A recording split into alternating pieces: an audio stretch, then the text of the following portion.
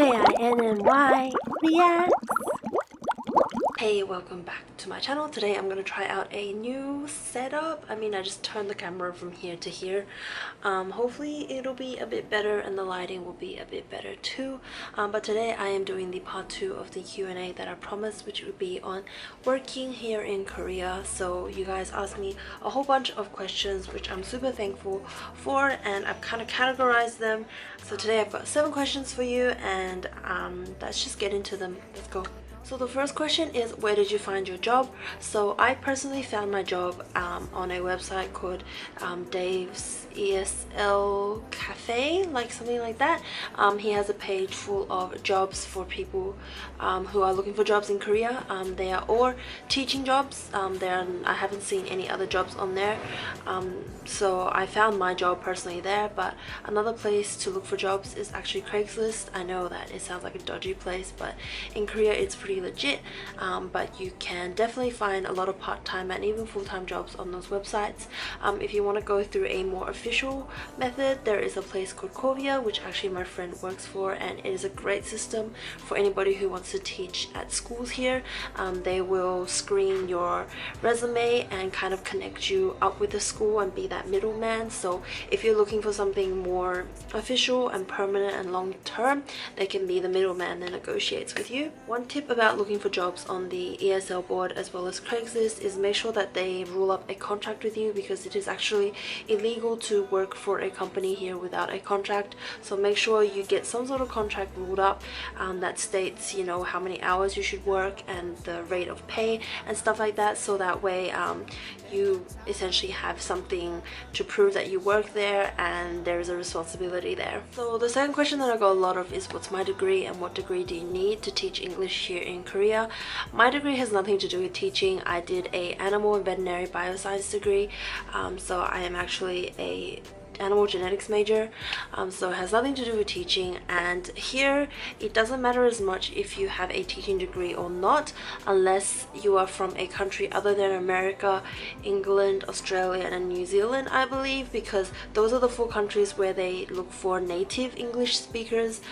So if you're from one of those countries, essentially as long as you can speak English, you can pretty much teach English here with kids.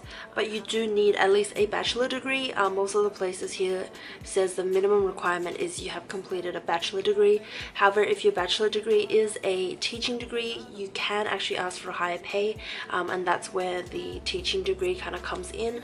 But in terms of experience and in terms of related degrees, they don't really ask for much, which is also one of the reasons why I came here to teach, because it's a great way for me to get some experience without having had as much experience. Although personally I have been working with kids for over 10 years now. I started 10 years ago with my church, so I have worked with babies up to middle schoolers, up to primary school, up to high school kids for over 10 years now. So I did have some experience, but I don't think that was extremely crucial, but that was something I could bring to the table. The third question is about working life. Is it hard? I'm lucky because I'm not working full-time. I'm actually only a part-time worker, so I work Monday to Fridays afternoons and on Saturday the whole day, so I don't work full-time. And yes, it can be hard, but you know, if you enjoy teaching, if you enjoy kids, it's not really hard. The one thing that I do find hard about the school I am at is that the program that I'm teaching on Saturday is actually a new program, so I have to plan the lessons myself, and I've never really had to plan like a full day lesson before. So for me, initially that was kind of difficult, but gradually I got a hang of it and it wasn't that bad. I'm also super lucky because my workplace is super lenient. My manager and my boss are both super nice and awesome people, so they don't make it difficult for me to ask for things or to ask for help, and often my manager will actually ask me to ask her for help. So that's the kind of people I work with, so I'm super lucky for that. I know that not all workplaces are like that, so I'm just grateful for the workplace that I am in. The fourth question is, was it hard to find a job? Personally, for me, it wasn't. This job that I'm currently at, I literally literally emailed them probably a month before I left Australia, and we kind of did emails back and forth, and pretty much a week after I landed in Korea, I was at the job and working. So it wasn't hard for me at all. Obviously it depends on your criteria and where you want to work and your pay and all that sort of stuff that you got to figure out.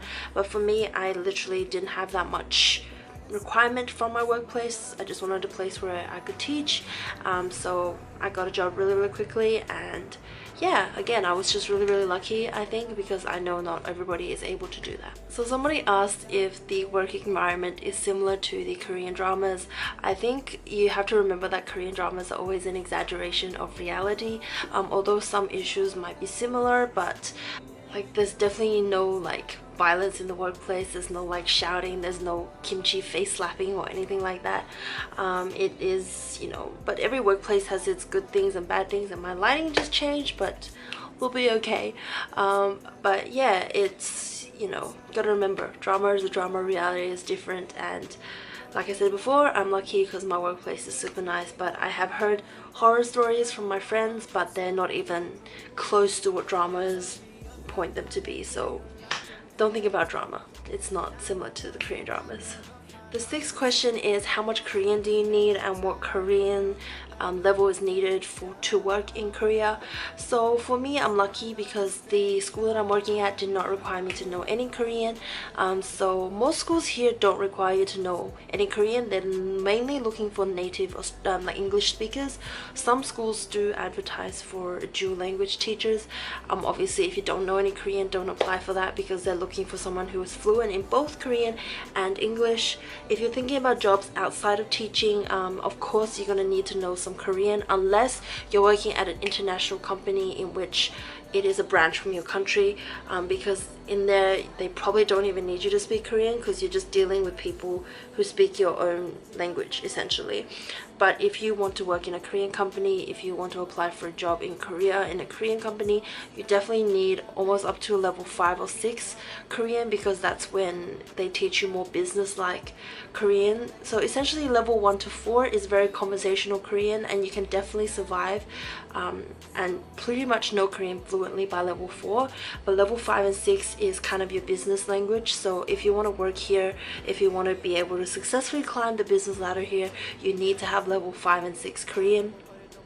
Obviously there are different workplaces, so I can't say this is true for all workplaces, but as a standard, if you want to work in a Korean company, you definitely need a level 5 or 6 in Korean. So there were loads of questions about other jobs here in Korea for different careers. Essentially people asked about, you know, chefs, asked about, you know, IT jobs and stuff like that. I'm sorry, but I can only really talk on teaching because I've only done teaching jobs here. In terms of other fields of work, it is often good to see if you have any companies in your country that has a connection with Korea, and therefore you can kind of almost do an internship here or something like that, because that way it's kind of through your country, and probably the connection will be better, because I know a lot of people here who work here are actually, you know, they worked at a company in their country and then their country said, look, we have a Korean branch, do you want to work there? And essentially they came and worked at their company here in Korea. So they always say that that's like a good way to kind of work here and not feel like you need to know the language or get all anxious about it, because it is still your company, it's just in a different country. So yeah, I can't really talk about that, but definitely Google, do some research, you know, go and have a look out there for what is available, because I'm sure something is available. So that's really it. That is 7 questions on working here in Korea. Obviously I didn't answer every question, so if you have a question that needs to be answered, feel free to pop it down below and I will try my best to give you an answer. Again, thank you for watching this video. I will see you guys on my next video. Bye!